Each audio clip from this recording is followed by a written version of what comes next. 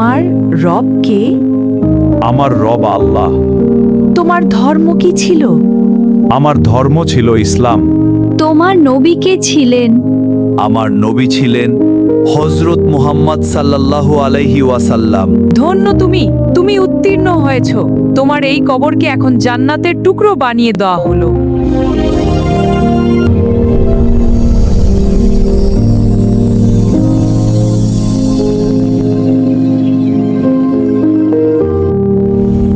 তুমি এখন থেকে নিয়ে কিয়ামত পর্যন্ত পরম সুখে ঘুমিয়ে পড়ো, তোমাকে কেউ আর ডিস্টার্ব করবে না।